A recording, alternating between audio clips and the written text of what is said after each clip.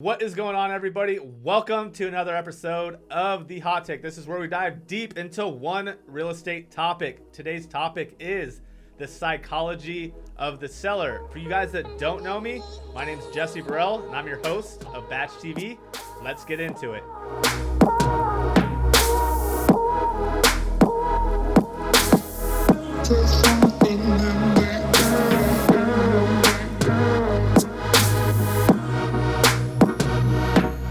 All right, guys, let's get into it. I have a very special guest today, my great friend, Rafael Cortez. Boom, what's up, man? Thanks for having me, bro. Absolutely. So let's give the audience kind of a little bio of you. What markets are you in? How long have you been in real estate? Kind of just a little bit about you. Cool. So I started in real estate back in 2009. I started doing fix and flip kind of stuff, and then I went into wholesaling. I did acquisitions for great mentors of mine, and did great there for a few years. Right now, I have a humming wholesaling business. We also do fix and flip and that sort of thing. Yep. So I'm also a real estate broker. So I'm doing anything under the sun when it comes to real estate.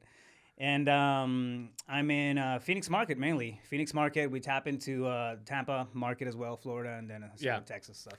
So guys, for you guys that don't know Raphael, he actually has a master's in psychology. He's actually spoke at some masterminds. So you smart. You very smart. You were doing over $1 million a year when you were working for someone else. I know you do that more, but you were one acquisition guy bringing in $1 million plus in assignment fees. And I think that was 3 years in a row. Yeah, consecutively. It really comes down to, I guess it's the topic of the show, right? Yeah, we're diving deep, baby. Let's go. Yeah, let's go. Let's get it, man. So a lot of times we rely solely on the script, and I think it's one of the it's a great resource, but it's not the only resource, right? Right. If you're gonna fine tune your craft, you have to wear the hat. You have to wear that role and make it your own. For me, psychology was really the game changer. Right. And sitting down and understanding people was really kind of what allowed me to do that and scale my skills relatively fast. So I was going off of scripts. I was sitting down. I had a process for closing, but I really dove deep into understanding people at and behavioral tendencies and patterns and in disc profiles and that sort of thing. So let's not get too high level here. So let's say you're getting into wholesaling. You're going on, your first appointment. What's like a good technique you would say besides don't be nervous and don't, breathe? No, it's a good question. It's a good question. So when you're one of the biggest things, like one of the easiest things to do, and it's almost like a mind hack, but you can put yourself in that person's shoes. And almost you start mirroring, right? It's called isopraxism, but basically what you're doing it's you're mimicking the other person. Okay. And when you put yourself in that space, if they smile or they frown, and you start kind of doing the same thing inside your, you visualize it and you see it inside your head. You start doing the same thing. You're gonna understand the emotions that they're having at that moment. Yeah. It's funny, but if you have, for example, if you're walking around and then you see somebody frowning, you may be the happiest person on earth, but if you mimic that person and you frown, you're almost gonna adopt that vibe, that energy, right? So it's an easy way to tap into the psychology of people when you're looking at them, just mirroring that behavior. Right. One thing that happens, bro, a lot, and I see it time and time again when people are negotiating, especially when you're face to face, is we're so caught up in the script. We're so caught up in dropping the offer or negotiating or finding the anchor pain or anchoring low, and we're caught up on our side of the conversation. Yeah. That we forget to look at the other side. I couldn't agree more. So in our wholesale operation, when we were doing it full time, what we would do is I trained my guys quite a bit, and I said, you got to remember that we have to think of where they're coming from and how can we help them. Like, I really made it very clear to be like, we're here to solve a problem. We're not here to, how can we get the best deal? Like, how can we make a win-win situation work for both of us? And when you have the mindset of helping someone instead of taking something from them and making money off of them, I think it changes everything. And I think they feel the difference between the two. That's one of the big things that we really touched on when when we were going hard on the wholesale side. Absolutely, absolutely, and it's I mean, for example, there's great scripts out there, and they're gonna get you so far, right? But at the end of the day, that's all technical. You have to bring it in, and then you have to have that one-to-one connection. You don't build rapport through reading a piece of paper and going through the process. It's not how it happened. People don't like you because you're really good at reading paragraphs. It's just not how it works. Correct. So you have to empathize, you have to connect, but for that, you have to understand how people process information.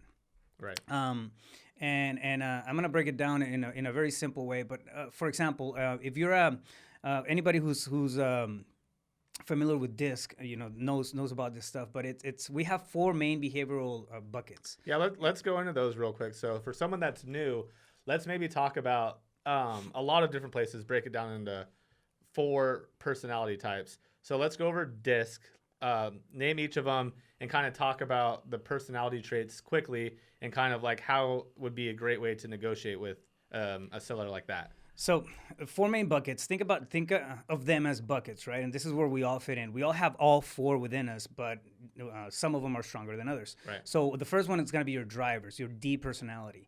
So that's like a dude from New York. It's like, think about the aggressive guy that's bottom line oriented. They straight to the point, type of shooter, right? The second one is going to be your influencers, and I'll go back to them and explain them here in a little bit. The second one is going to be your influencers. Those are the people that they're called influencers because they have a lot of a high need for social interaction. Right. And that's going to be like the type of seller that wants to tell you their life story, and they're smiling and they're just spilling their guts and telling you everything that you don't need to know about in the first 3 minutes of knowing. And we all have a relative like that. Yeah. The third one is going to be your supportives or steadies. Those are the people that they're very kind of mellow. They're chill. They're monotone when they speak. They're not too vivid. Yeah. But it doesn't mean they're not engaged. And they have genuine concern. Right. About situation. They need a big. They have a big sense of for the need of security. Right. And then the fourth one is going to be your people who are analyticals.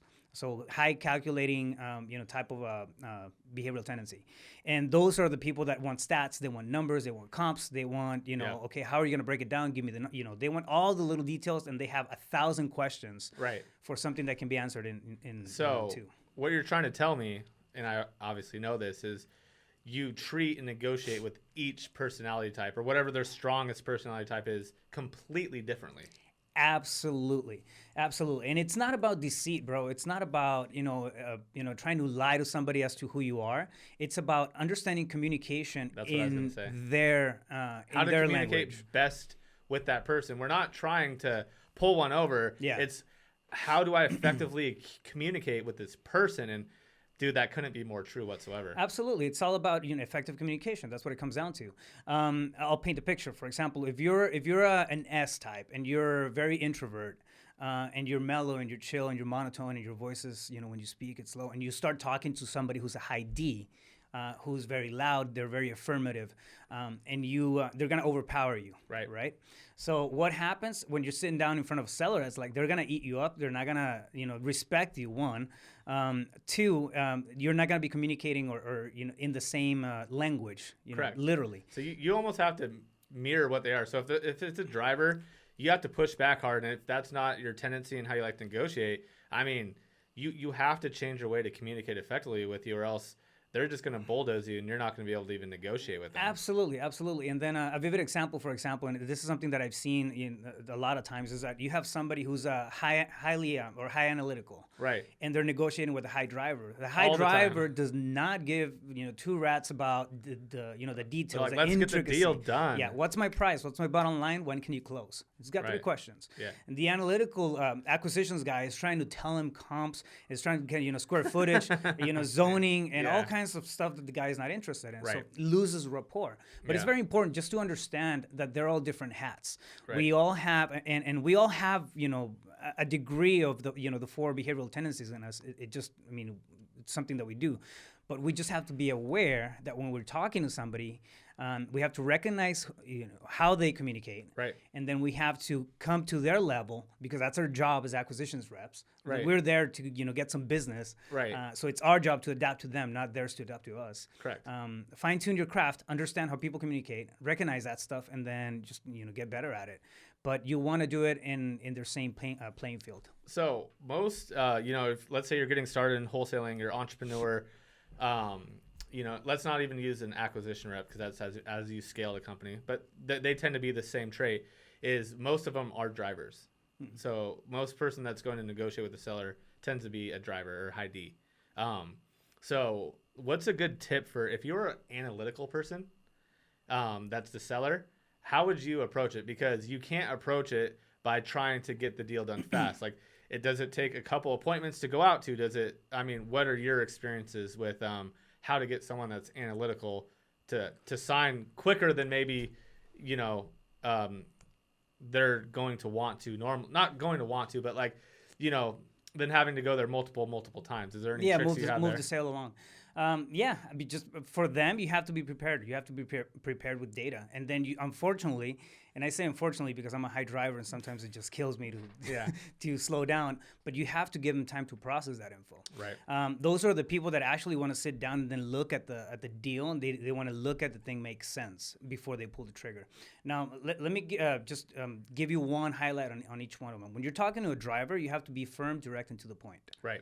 When you're talking to somebody who's a high influential or social, you have to be vivid. You have to be engaging, and they care about the relationship more a lot of times more than they care about the actual deal. Yeah. Okay. When you're talking to somebody who's a high supportive or a high S, you have to give them a good, strong sense of security that everything's gonna be okay. You have to affirm and reaffirm throughout the process, and just overly communicate that everything's gonna be okay. Right. When you're talking to somebody who's highly analytical, you have to give them stats, numbers, and the notion that the deal makes sense. All right. Give them anything that they need as far as information, because that's how they process high stress. And at the end of the day, that's what it comes down to. Right.